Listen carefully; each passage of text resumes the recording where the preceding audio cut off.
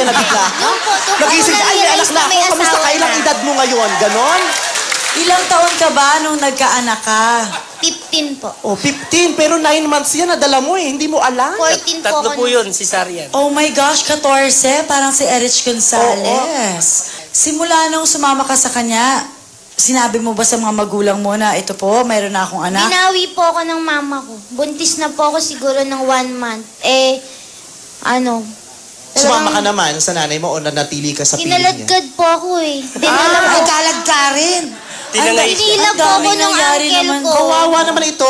Ang ginawa niya sa'yo, tinangay ka. Nanay mo, kinaladkad ka. Hindi ka ba marunong maglakad ng maayos at ginagano ka nila?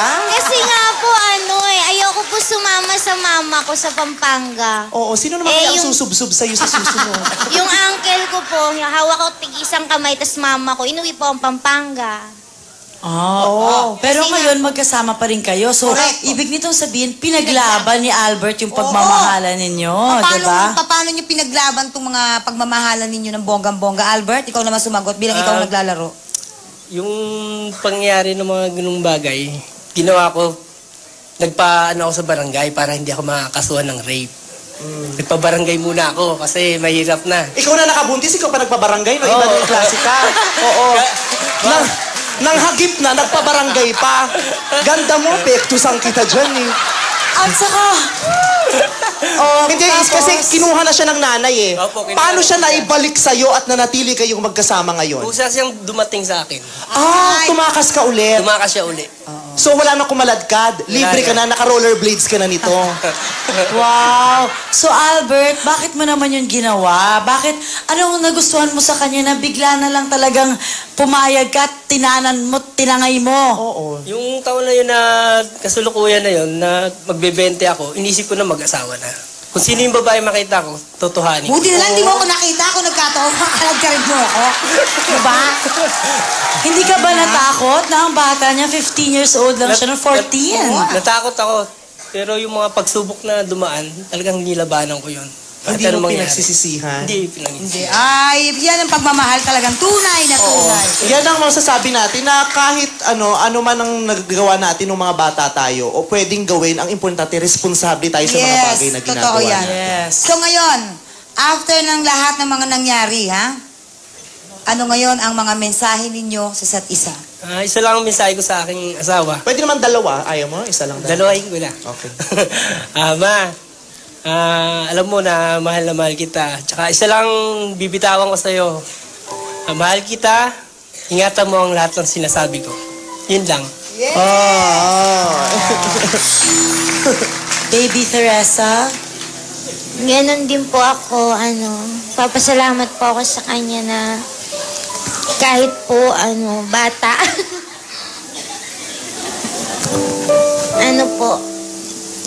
Para nung po kasing nag-umpisa po kami, parang tingin ko puro laro. Pero nung time po na naging serious na, naging seryoso na siya. Tsaka isa lang po gusto kong sabihin sa kanya, sana po kunwari may problema kami, mainit ang ulo niya, sana wag niyang idamay lagi, idaan lahat sa sigaw, lalo ni mga anak ko. Pag mainit ang ulo niya, unang-una financial, wala kami. Nadadamay pati mga anak pag mainit ulo niya. Yun lang. Salamat. Albert, ano ang talent na maipapakita mo today? Sasayaw po, sasayaw. Sasayaw. Yung totoong galingan mo, ha? Oo, ha? Let's go, Albert! Todo ang sayaw.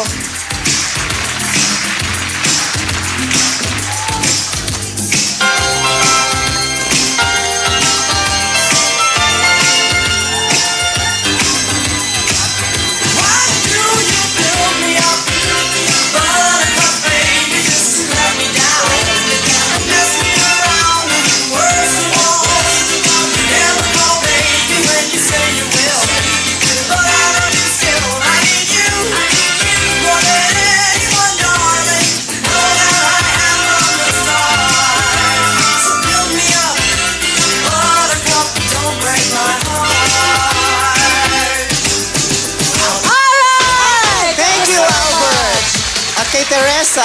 Dahil dyan, meron kang 5,000 pesos. At eto naman ang isang si Bebot. Hi, Bebot! Hello, magandang hapon po sa inyong tatlo. Di ba yung bebot pang babaeng name? Oo nga. Pokwang, saka Vice Ganda, magandang hapon po sa inyo. Alright. So, Bebot, ito muna ang pagkakataon mo para bumati at magpasalamat sa mga karapat-dapat pasalamatan. Go! Binabati ko ang magulang ko sa Tupi, South Cotabato, kay mama, sa mga kapatid ko, sa mga tiyuhin, at sa anak ko na sa bahay ngayon nanonood, si JB Siraprap, saka si Kiko at ang aking biyanan. Maraming salamat po sa mga kapitbahay ko rin nanonood. Wow! Close kayong biyanan mo, Okay lang po. So, 10 years na pala kayong kasal ng iyong misis. Ano ba, paano nag-start ang inyong love story? Sa trabaho po, sa isang department store, gwardiya po. Tindahan ako. na naman. Gwardiya ka. Gwardiya po ako. Okay. Tapos, siya nag-apply siya bilang watcher sa loob ng... Watch. Ano ang watcher? Naman Sabihin na nagsha-shoplift, sa mga nagsha-shoplift, magaling po siya manghuli.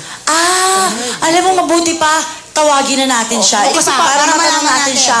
Okay, ipakilala mo sa amin ang iyong pinakamamahal na asawa. Ay, Diyos ko, kilala ko Yan yan. po ang asawa ko, pangalawang Mariel ng buhay ko. Ay, pangalawang Mariel. Wow! Idol na idol po kayo niyan, Ma'am Ay, Mariel. ang sweet naman. Marami, hi. Perla, watcher ka. Anong ginagawa? Nagdi-disguise ka bilang watcher, tapos kunwari namimili ka rin, gano'n? Opo. Kunyari, Ganun po. canned Parang goods ka, customer din ganun. po.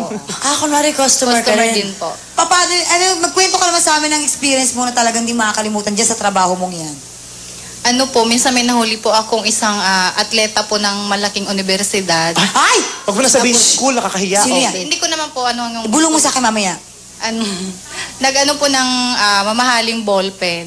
Ballpen? Binulsa niya po. Nagmating ng ballpen. O, tapos? Tapos ano, paglabas niya po doon sa sa exit po.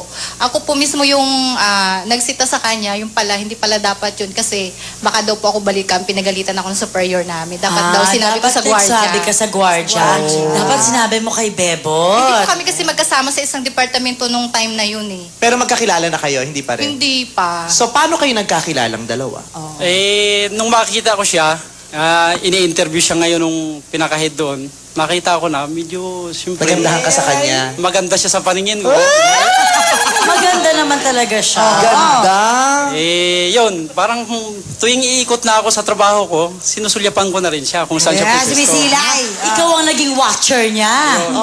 Pero hindi naman ako pabaya sa trabaho kahit papano. Oh. Paano mo siya niligawan? Nung inano ko siya na gusto kong sumabay sa kanya sa pag-uwi, hindi pwede kasi 12 hours on duty ng gwardiya sa kanila, nauna sila lagi umuwi. Ano ba ang sikreto Kaya ng... ginawa ko ng paraan, nung mag-break siya sa supermarket, nakisuyo ko magpabili sa kanya ng isang item. Ayun pala yun. Anong Anong style na item? ginawa mo? Paraan lang yan. Ballpen din? Para sa buhok, yung gel. Kasi Gel! Ay, taray. Kaya hanggang ngayon, gamit niya pa rin yung gel na yon. Ano ba ang sikreto ng relasyon ninyo? Di yun na nga po, pagka nung lalabas na siya, sabi ko dyan na lang muna para maantay niya ako sa pag-uwi. Ayun ang sikreto. Ano, nagpabili ka na, tapos pinaghintay mo pa? Yun po ang paraan ko para maano ko siya. Para, Anong na-feel mo noon? Hindi ka ba nakapala na ano ba Nainis to? ako kasi gusto ko nang umuwi. Oo. Sabi ko siguro style niya lang to pa. Kasi matagal niyang gustong sumabay sa akin. Tuwing magkakasabay kami sa bandit lang, sabi niya, hatid na ako na sabi ko, ayoko. Tapos yung pala, ginawa niya lang paraan yung para makasabayan ko siya. Kasi wala akong choice kundi hintayin siya. Hintayin. dahil- So alam mo na, may feeling ka na may parang crush ako nito. Nararamdaman mo yon. Hindi pa naman po, pero gusto ko lang siya, pag nakikita ko siyang ngumingiti, yun lang. Ay, sweet. Wala kang boyfriend nun? Wala kang Wala po, boyfriend? break lang. Ikaw din, wala kang Ikaw. girlfriend? wala nun? akong girlfriend noon. Ngayon na sa lahat ng pinagsamahan Daanan. ninyo, 10 years. Grabe yon. Ano ba ang sikreto ng relasyon ninyo? Yun nga po, pagka sa bahay, pagka galing ako sa trabaho, natutuwa ako pagka dumadating na ako. Kasi nag-aayos na siya. Simple alam niya, may kiss na siya sa akin pagka dumarating ako sa Wow naman! Nag-aayos ka pag dumaan. Hindi kaya bari ang bahay niyo. Kung pag-uwi mo isang araw sa bahay, ganito ang ayos niya. Ganito. Yan. Pipikit na lang po ako, pero hahalik pa rin.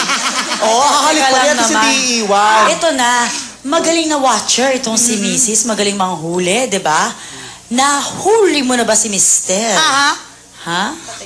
Ay! Ayan, Oy, meron mukhang may meron, something Tapos na po kasi yun eh. Hanggat maaari ayoko na pong pag-usapan kasi bumabalik lang po. O di kami na lang mag-uusap, nahuli ka, gano'n.